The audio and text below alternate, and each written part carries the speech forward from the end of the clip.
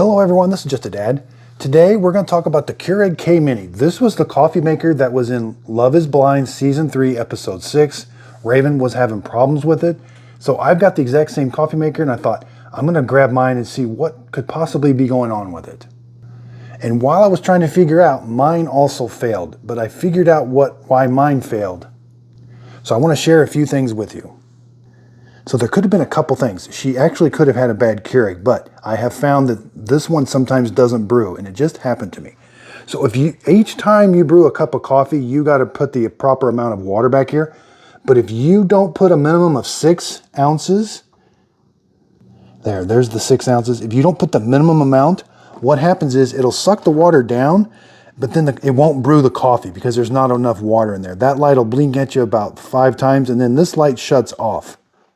So you have to make sure you put the minimum amount. I've found that if I have to go a little bit above the 6 in order for this to work. So the next thing that could have happened, these are extremely quiet coffee makers. So let's put a K-Cup in. Let's put our water in the back.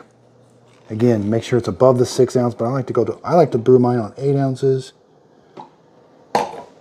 And now see the lights flashing at us. Press the K button. It's going to suck the water all the way down.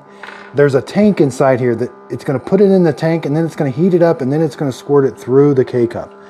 But during that process, it does get really quiet, and it makes you think the coffee maker's not working. Okay, so it turned the pump off that's sucking the water in, and now see it's really quiet.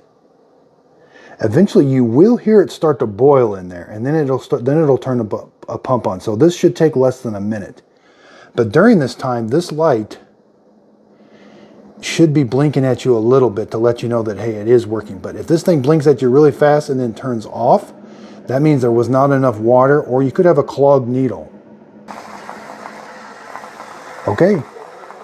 So again, it was really quiet for a little bit, and then the water boiled, and now it's shooting it through for the K-Cup coffee. These are really nice coffee makers, but there are a few tricks to them. And I just learned about the one, if you don't put enough water in the water reservoir, it will not work. Now always make sure you take your K-Cup out, because if you leave a K-Cup in there, you could have clogged needles. I've got videos to show you how to take the needles out and clean them out with a paper clip, because you can get that clogged. So I'm going to simulate here. Let's put just a really small amount of water in. Yeah, not even up to the minimum line right there. Okay, so now I don't have a K-Cup in here, but let's see if we can duplicate it. Press the button. It's going to suck the water in. Okay, and here's the light. Yeah, see, it's flashing at you fast, and then it shuts off. It's not going to brew the coffee. Okay, so this is the problem with these. If you don't put enough water in them, it will not brew your cup of coffee. And then at this point, you can sit here thinking, well, when's it going to brew? When's it going to brew? Nothing's happening. It's not heating the water in there. It's not doing anything. Now, the way to fix this is lift the handle, take the K-Cup out, close the handle. We got to put some more water in here, but we don't want to put a whole bunch, but we do have to let's fill it up to the 8 ounce, or at least above the 6. Put you a container that can hold, quite a bit of water. And now let's do it again. Okay, so it sucked the water down. There's the light. So the light is on. It's not flashing at us fast, but it does kind of go off and back on. So it's kind of blinking twice. I'm not sure. It turns off and then it blinks 2 blinks and stays on for a little bit. But I think it's going to work. Yeah, it's working because I can hear that water boiling inside now. Okay, so that took about less than a minute to heat the water up, and now you're going to have more in there than what you put in there, because you had a small amount and then you put an 8 ounce, so you could have like up to 12 ounces coming out now. Yeah, so if you got a really small mug, it might overflow it.